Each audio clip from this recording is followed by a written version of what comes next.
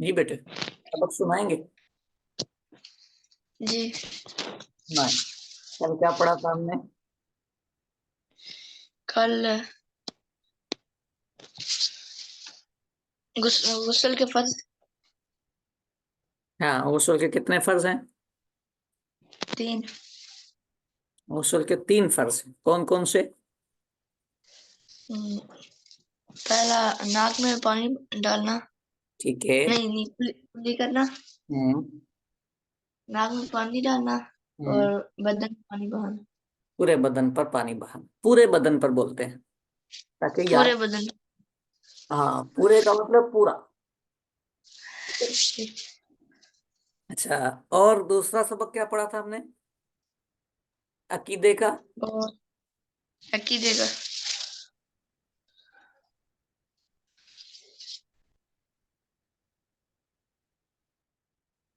हम्म। अकीदे का। अम,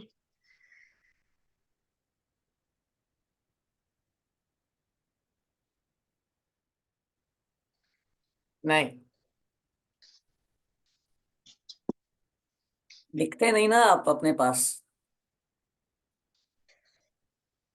नोट किया करें, काम की चीजें होती हैं मेरे बेटे। अच्छा, हदीस पाक सुना? हदीस पाक। हाँ, जो याद की थी हमने।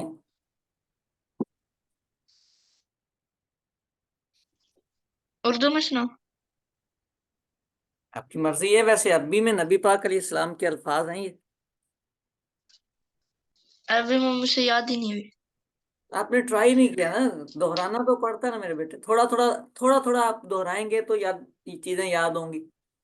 पता है, एक हदीस पाक में आता है जिसने 40 हदीसें याद कर ली ना, तो मफहूम यह है कि अल्लाह ताला जी। उसको शहीदों में उठाएगा। यानी उसका क़यामत के दिन जो हशर है वो शहीदों में होगा।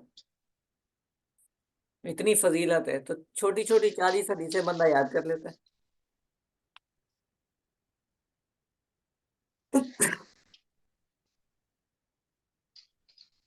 चले उर्दू में सुना।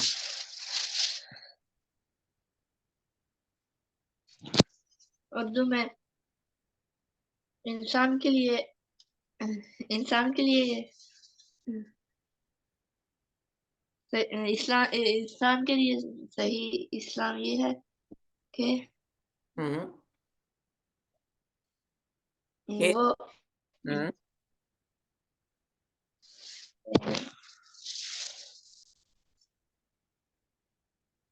बस। कि वो अपने अपने मतलब अपने अपने मतलब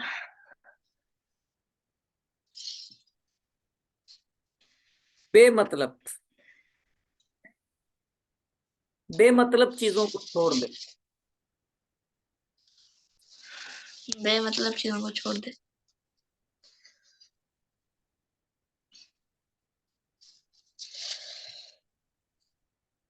इंसान की इस्लाम की खूबसूरती यह है, इंसान, किसी इंसान का खूबसूरत इस्लाम यह है कि वो बेमतलब चीजों को छोड़ दे।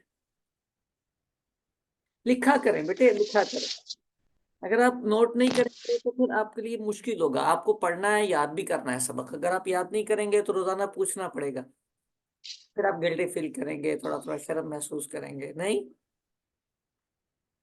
आप 3 दिन में अगर एक हदीस पाक आप याद नहीं करेंगे तो फिर कैसे चलेगा? करेंगे ना। जी। चलो। छोटी छोटी हदीसें हैं, इसकी बड़ी आपको मजा आएगा। देखें, आप एक तसव्वुर कायम करें कि नबी पाक अलैहि सलाम जब इसको बोलते होंगे तो नबी पाक अलैहि सलाम कितने खूबसूरत, और आपके होंठ मुबारक कितने खूबसूरत। तो जब नबी पाक की जबान से ऐसे अल्फाज निकलते होंगे तो कितना मजा आता होगा यार। नहीं, जी। कभी आपने जियारत की है नबी पाक की? नहीं। नहीं। मदीने गए हैं? नहीं। नहीं गए? जी चाहता है? जी। चाहना भी चाहिए, मुसलमान का तो दिल करता है वो मदीने और नबी पाक अलैहि सलाम की बारगाह में पेश ही होता रहे। नहीं, तो उसके लिए थोड़ी सी ये मोहब्बत होती है। लेकिन जिससे मोहब्बत होती है उसकी बातें बंदा करता है, उसकी बातों को याद करता है, तो नबी पाक की हदीसें याद करनी चाहिए। ठीक है। ठीक है। चल,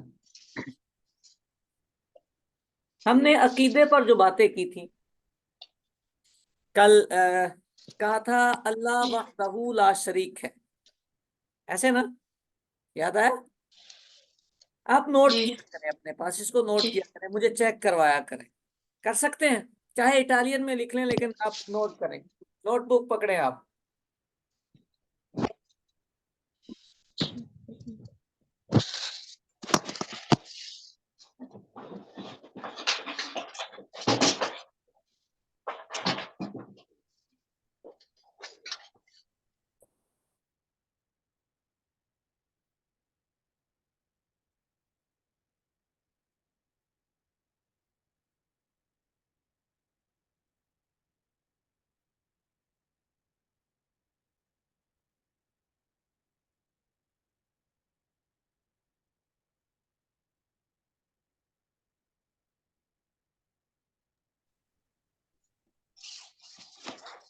ले ली?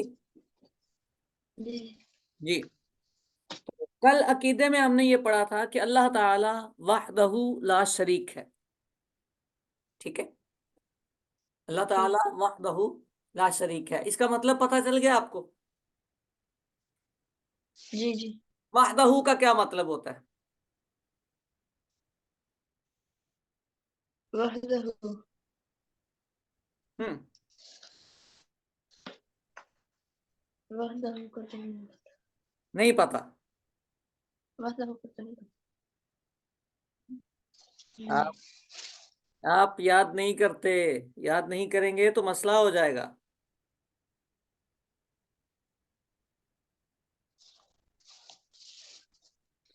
वहदहू का माना होता है अकेला है। वहदहू का माना क्या होता है?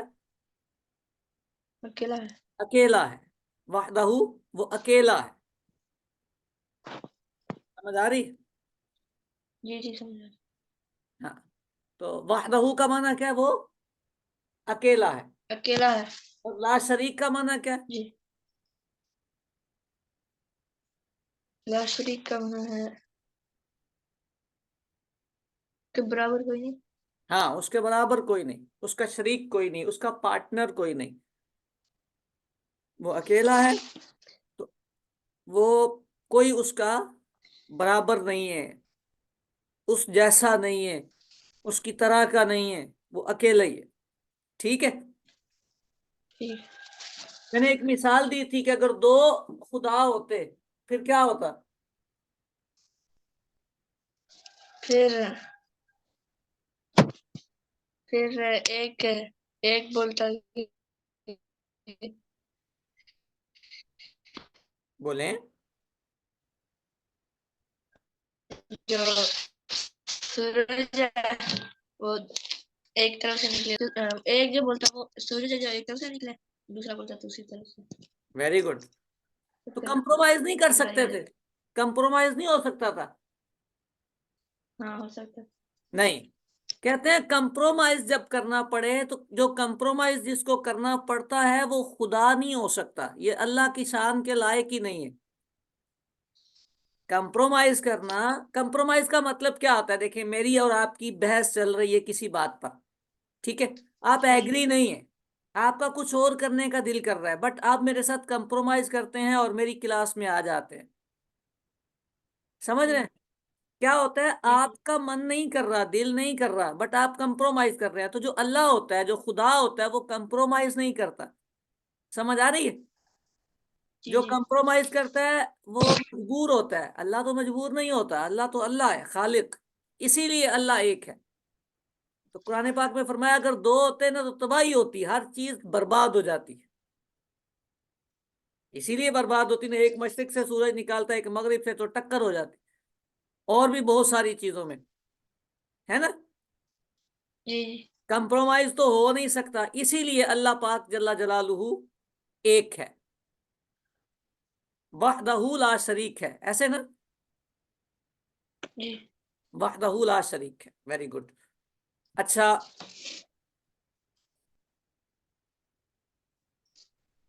वहदहू ला शरीक बताया मैंने, अकेला है, तो हर एतबार से अकेला है, हर एतबार से। जी कहते हैं जात में भी अकेला है अल्लाह पाक, अपनी जात में भी अकेला है।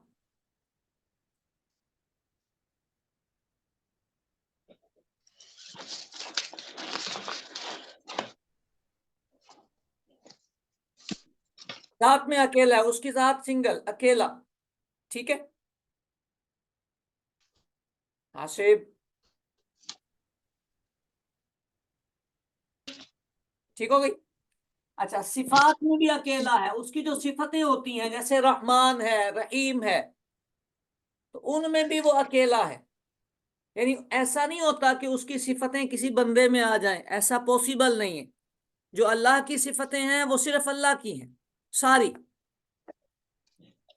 आप पढ़ते हैं ना बिस्मिल्लाहिर्रहमानिर्रहीम, तो जी रहमान कौन है? अल्लाह। रहीम, तो ये अल्लाह की सिफतें होती हैं, है ना? जी तो जी उसकी सिफतें भी अकेली हैं, उसकी उसी की हैं।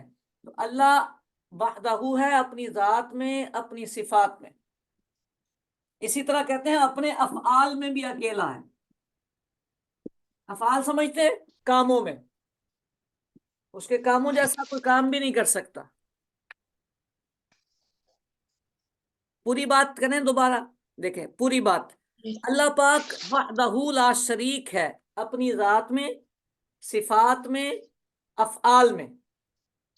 अल्लाह पाक वहदहू, अकेला अल्लाह वहदहुल ला पाक शरीक वहदहू बोला करें। अब तो आप पढ़े लिखे वहदह नहीं है यार, है ना? जी अल्लाह पाक अपनी वहदहू ला शरीक है अपनी जात में, सिफात में, अफआल में। ऐसे बोलें जरा। जी अल्लाह पाक वहदहुल ला शरीक है अपनी जात में, अफात सिफात, सिफात, सिफत होता है सिफात सिफत, सिफात, सिफात में और अफ, अफाल में। अफआल में वहदहू ला शरीक है। ठीक हो गई? इसके मीनिंग भी पता है आपको? अगर किसी को आपको समझाना पड़े तो समझा लेंगे।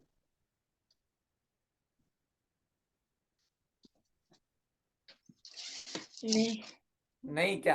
आप इसको इसका समझाएंगे अल्लाह मतलब ही पाक अकेला है, अल्लाह पाक अकेला है, नहीं। जी जात में भी अकेला के है, सिफात में भी जी अकेला है, अफआल में भी अकेला है। बस इतनी सी तो बात।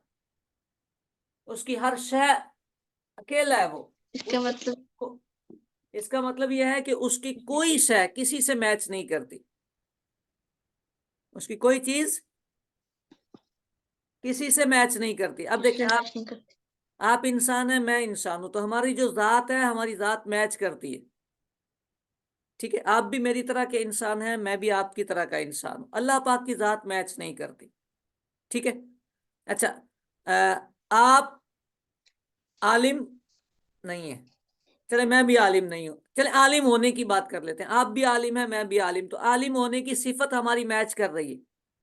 अल्लाह की सिफत ऐसे मैच नहीं करती। जी अल्लाह पाक की जो सिफत है वो बड़ी कमाल वाली होती है। समझ रहे हैं? जी अल्लाह की सिफत मैच नहीं करती। इसी तरह अफआल, अब मेरे काम और आपके काम तो मैच कर जाते हैं कि दोनों एक जैसा काम कर लें, लेकिन जो अल्लाह के काम होते हैं वो किसी से मैच नहीं करते। उसके काम मुनफरिद होते हैं, अलग होते हैं। समझ आ रही बात? जी समझ हाँ, गए। ये सबसे बुनियादी अकीदे होते हैं बेटे। अब चलते हैं अगली बात पर। ये तो पुरानी बात थी, अब अगली बात पर चलते हैं। अल्लाह पाक जल्ला जलालुहू ने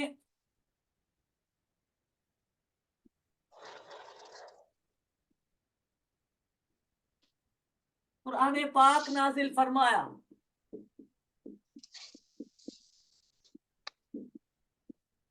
अल्लाह पाक ने कुरान पाक नाजिल फरमाया। ऐसे ही अल्लाह पाक जल्ला जी जलालुहू ने कुरान पाक नाजिल फरमाया। ठीक हो गई? जी अब ये जो कुरान पाक है जी ये अल्लाह का कलाम है, ये अल्लाह का कलाम समझते हैं? जी। कलाम समझते हैं? कलाम। हाँ, कलाम बात को कहते हैं, ये अल्लाह की बातें। सही है। कलाम। कलाम। हम कहते हैं मैं आपसे कलाम नहीं करूंगा, आपसे बात नहीं करूंगा। हम आप आपस में एक दूसरे से जी। कलाम कर रहे हैं, कहते हैं सलाम कलाम। अव्वल सलाम बाद कलाम है। आगे समझ बात। तो कुरान पाक अल्लाह का जी। कलाम है। जी। इसका एक एक हरफ सच्चा है। कुरान पाक जब अल्लाह का कलाम है तो अल्लाह सबसे सच्चा है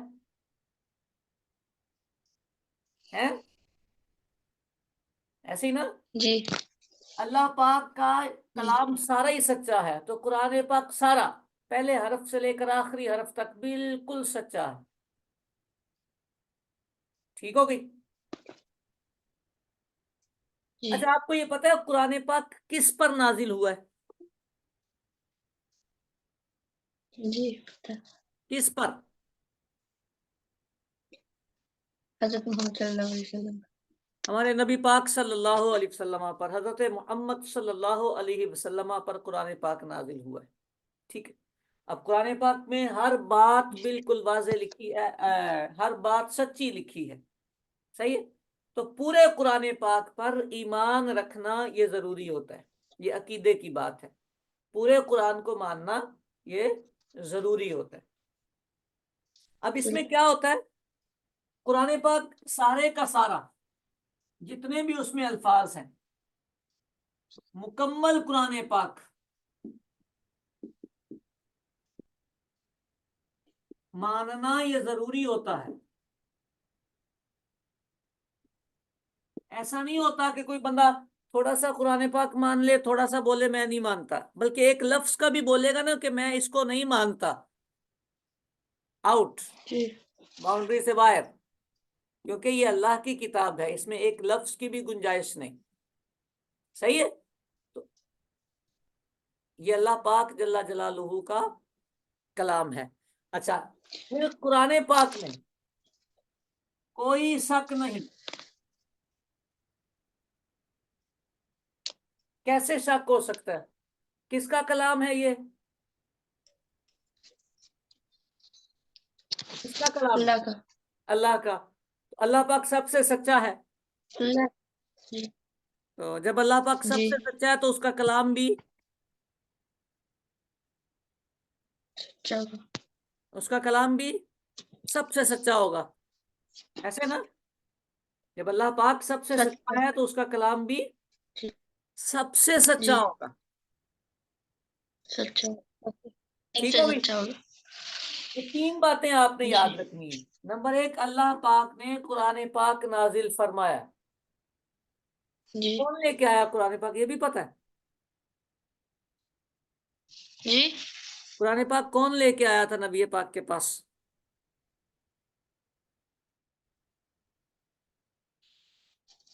हम्म, नहीं पता। एक फिरिश्ते हैं, नहीं। सारे फिरिश्तों के सरदार हैं वो, उनका नाम है जिब्रील। क्या नाम है? जिब्रील। क्या नाम है? जी। जिब्रील। जिब्रील। ये सारे फिरिश्तों के सरदार हैं ये। अच्छा, नजर नहीं आ रहा अब, है ना? जिब्रील। जी। क्या नाम है? जिब्रील। हाँ। ये सारे फिरिश्तों के सरदार हैं, सबसे बड़े फिरिश्ते हैं, सबके आका। तो नबी पाक के पास हजरत जिब्रील कुरान पाक लेकर आया करते थे। अल्लाह पाक की बारगाह से लाते थे और आके नबी पाक को कुरान पाक सुनाया करते थे। फिर नबी पाक आगे लिखवा देते थे। तो अल्लाह पाक ने कुरान पाक नाजिल फरमाया। ठीक है। कुरान पाक मुकम्मल मानना जरूरी है, और इसमें कोई शक नहीं। पूरे कुरान में कोई शक नहीं हो सकता। नहीं। ठीक हो गई बात? क्लियर? जी। तीन बातें बताई हैं। ये तो नाम भी बता दिया, ये भी आपको याद हो जाएगा। जब आप किसी से बात करेंगे, किसी को बताएंगे, तो ये बताएंगे कि कुरान पाक हजरत जिब्रील लेके आया करते थे। सही है जी जी। यहां तक हमारी अकीदे की बात हो गई।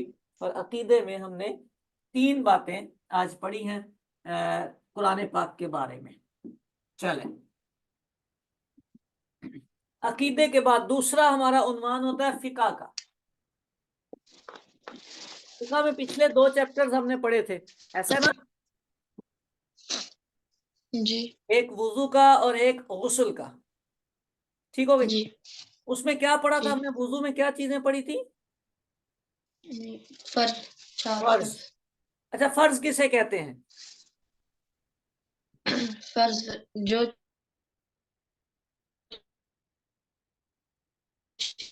चीज करना लाजमी हो, जिसका करना लाजमी हो। जो चीज वेरी करना गुड। लाजमी हो। बिल्कुल बिल्कुल।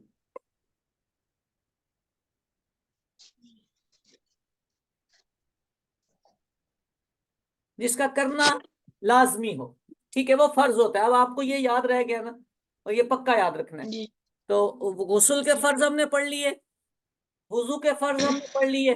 अब जो हम नमाज पढ़ते हैं, नमाज के भी फर्ज होते हैं।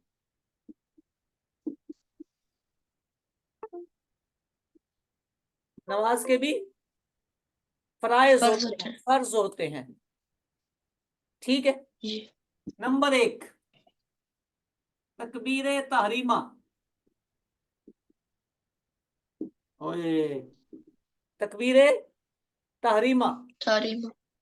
बोले नंबर 1 तकबीर तहरीमा। नंबर 1 तकरीब तकबीर तारीमा। तकबीर होता नहीं, नारा है तकबीर, वो वाला बोले। जी जी। तकबीर। तकबीर तकबीर तारीमा। नंबर 1 तकबीर तहरीमा। नंबर 1 नंबर 1 तकरीब तारीमा। तकबीर तहरीमा। तकबीर तारीमा। तकबीर तहरीमा। बोले 2-3 दफा तकबीर तहरीमा।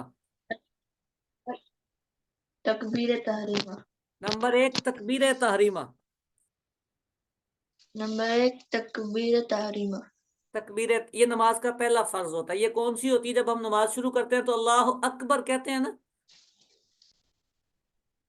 जी जी पहली तकबीर। तो ये जो पहली वाली तकबीर होती है, इसको कहते हैं तकबीर तहरीमा। ये फर्ज होती है, इसको अदा करना जरूरी होता है। ठीक हो गई। जी ओके। नंबर 2, जी। कयाम। कयाम, कयाम मतलब, कयाम का मतलब नहीं पता। खड़े होकर नमाज पढ़ना। नहीं पता। खड़े होकर नमाज पढ़ना, कयाम का मतलब खड़े होकर नमाज पढ़ना। ये भी फर्ज है। बैठ के पढ़ने की इजाजत नहीं मिलती, सिवाय उसके कि जिसको कोई बीमारी हो। नमाज जो खड़े होकर पढ़ सकता है, उसके लिए खड़े होकर पढ़ना फर्ज है। दूसरा फर्ज कौन सा है, कयाम। क्या, कयाम। कयाम का मतलब क्या होता है। कयाम कयाम का मतलब क्या खड़े होता है। होकर मत। हाँ, खड़े होकर खड़े नमाज। होकर। Very good. कयाम का मतलब है खड़े होकर नमाज पढ़ना। ठीक है, 2 फर्ज हो गए। जी नंबर 3, जी। किरात। किरात तो समझते हैं ना। किरात। नहीं, कुरान पाक पढ़ना, ये भी नमाज का तीसरा फर्ज है। क्या करना। कुरान कुरान पाक पढ़ना। हाँ। अब नमाज पढ़ते हो, जी तो जब आप नमाज पढ़ते हैं तो अपनी नमाज को फोकस करते जाए ना। सबसे पहले अल्लाह अकबर बोला है हमने, जी तो ये पहला फर्ज हो गया। तो हम खड़े हुए हैं, जी ये दूसरा फर्ज हो गया। तो फिर उसके बाद हमने अल्हम्दुलिल्लाह पढ़ना शुरू किया, कुरान पाक है ना, अल्हम्दुलिल्लाह से। जी ये फिर किरात हो गई, तीसरा फर्ज हो गया। समझ आ गई बात। जी। 3 फर्ज हो गए। चौथा फर्ज रुकू। रुकू करना पता है? रुकू। हाँ, हम्म, यानी सुबहान रब्बी अल अज़ीम। हाँ रुकू में जाके पढ़ते हैं ना। जब हम नमाज शुरू की हमने अल्लाह अकबर, तो पहला फर्ज। खड़े हो गए तो दूसरा फर्ज। अल्हम्दुलिल्लाह करके हमने कुरान पाक पढ़ना शुरू कर दिया। जब हमारी किरात खत्म हो जाती है तो फिर हम उसके बाद रुकू करते हैं, झुकते हैं। जी। करते नहीं करते? जी जी करते हैं। इसको कहते हैं चौथा फर्ज, रुकू। कितने फर्ज हो गए? 4। पांचवा फर्ज सजदे। सजदे का तो पता है ना? जी जी पता है। ये पांचवा फर्ज। ठीक है। ठीक। छठा फर्ज कादा अखीरा। ये लफ्ज थोड़ा सा भारी है। कादा अखीरा। कादा। कादा अखीरा। कादा अखीरा। आखिरी रकत में जो अत्ताहियात बैठते हैं ना, आखिरी रकत पढ़नी होती है तो सजदा करके हम अत्ताहियात में बैठते हैं, पता है? उसको जी। कहते हैं कादा अखीरा। तो कितना छठा फर्ज कौन सा होगा? कादा अखीरा। कादा। अखीरा। ठीक हो गई। जी जी। तो छह हो गए। सातवां आखिरी फर्ज खुरूज मिसुन ही। आप बोलेंगे इतने मुश्किल लफ्ज पढ़ा रहे हैं, याद कौन करेगा? खुरूज। खुरूज खरोज। बिसुन ही। खरोज। खुरूज बिसु। बिसुन ही। बिसो नहीं। खुरूज बिसुन खरोज ही। बिसो नहीं। खुरूज बिसुन खरोज ही। बिसो नहीं। जी। खुरूज बिसुन ही। खुरूज बिसुन ही।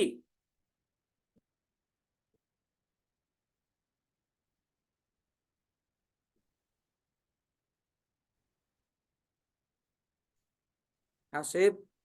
खुरूज खरोज बिसो नहीं। बिसुन ही। खुरूज जी। बिसुन ही। खरोज बिसो। बिसो। खरोज बिसो नहीं। खुरूज बिसुन ही। खरोज बिसो नहीं। खुरूज बिसुन ही। खुरूज बिसुन ही। खरोज बिसो नहीं। खुरूज बिसुन ही। खरोज खरोज बिसो नहीं। खुरूज बिसुन ही। खरोज बिसो नहीं। इसका मतलब होता है जो आखिर में हम सलाम फेरते हैं ना, वो इसका मतलब होता है। जी ठीक हो गई। आप बोलेंगे जी। इतना मुश्किल लफ्ज। मसला ये होता है, देखिए, थोड़ी थोड़ी बातें हमें याद करनी चाहिए। अब कितने फर्ज हो गए नमाज के? 7। 7। तरतीब से आप नमाज शुरू करेंगे तो पहला तकबीरे तहरीमा। तकरीब तहरीमा। पहला तकरीब तहरीमा। तकबीरे तहरीमा। पहला। तकबीर तहरीमा। पहला। तकरीब तहरीमा। हाँ, तकबीरे तहरीमा। दूसरा हम्म, कयाम। दूसरा जी। कयाम। तीसरा। कयाम। तीसरा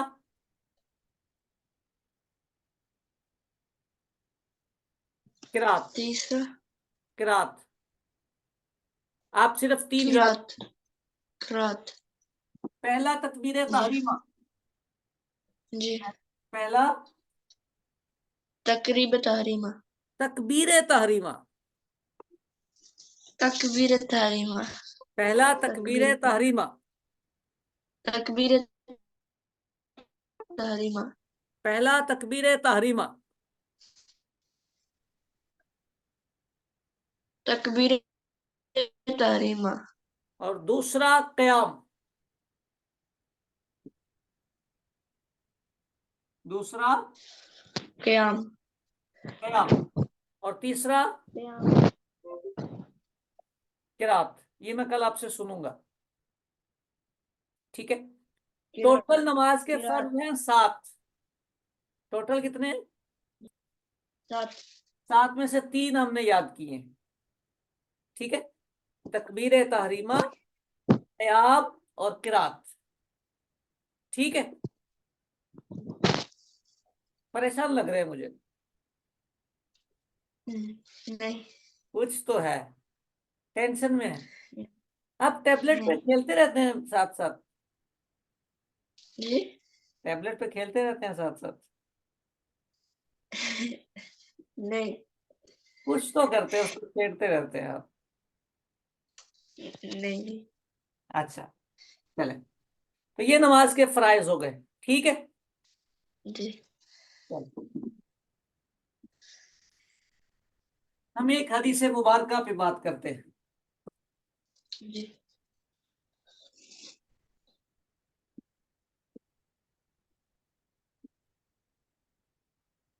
हदीस पाक, पूरी बात मैं आपको बताता हूँ, फिर नबी पाक के अल्फाज आपको सुनाऊंगा। एक शख्स नबी पाक अलैहिस्सलाम की बारगाह में हाजिर हुए और आके अर्ज की कि हुजूर मुझे नसीहत करें। जी। तो नबी पाक अलैहिस्सलाम ने उनको नसीहत फरमाई, और बड़ी कमाल की नसीहत थी। एक ही लफ्ज से फरमाया, ला तगदब। ला तगदब। क्या लफ्ज है?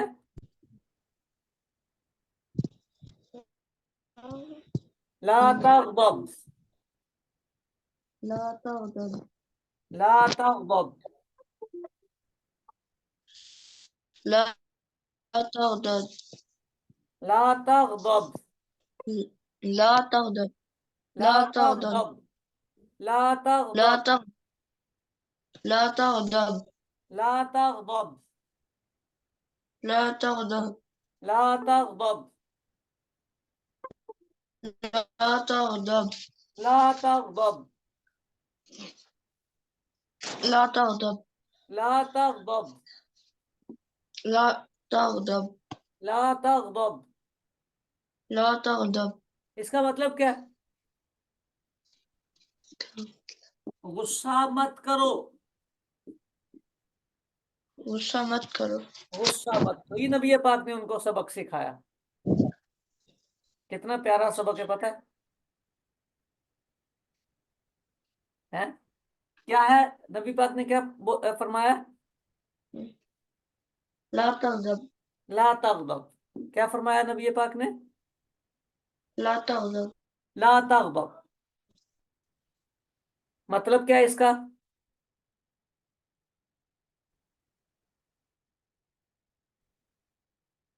क्या मतलब है इसका?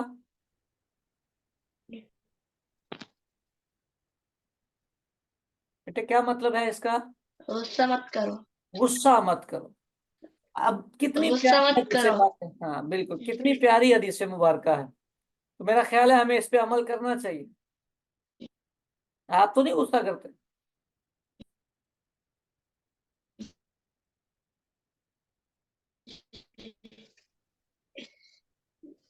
नहीं। बिल्कुल। नहीं। गुस्सा आता है, देखिए गुस्सा आता है। ठीक है। लेकिन इसका यह मतलब नहीं होता कि हम उस गुस्से को निकाल दें। जब गुस्सा आए तो अल्लाह ताला की पनाह में आ जाना चाहिए, आऊज़ु बिल्लाह पढ़ लेनी चाहिए, वुजू कर लेना चाहिए, तो वो गुस्सा खत्म हो जाएगा। ठीक है। गुस्सा तो वैसे ही करना नहीं चाहिए, कंट्रोल करने की आदत डालनी चाहिए। कामयाब लोग वो होते हैं कि जो अपने गुस्से पर कंट्रोल कर लेते हैं। लेकिन नबी पाक ने सिखाया, फरमाया ला तगदब। तो ऐसे समझना चाहिए जैसे नबी पाक ने हमें सिखाया, मुझे फरमाया है जी। कि ला तगदब, जी। गुस्सा ना करो। ठीक है। इतनी सी हदीस पाक तो याद कर लेंगे ना?